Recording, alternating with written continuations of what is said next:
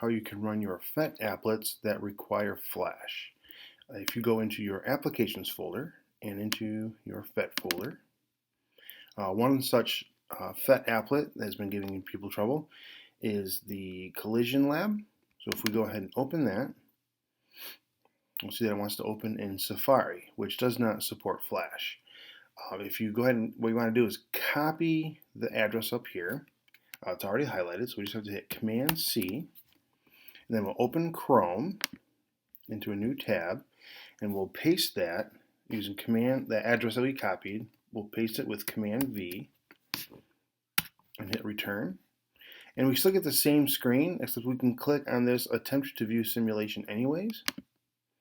And then it brings us here where we need to enable the flash player. So if we click on that puzzle piece there, it will ask us to run flash if we want to allow the site to block or allow. We want to click allow, and we are up and running with our PhET applet.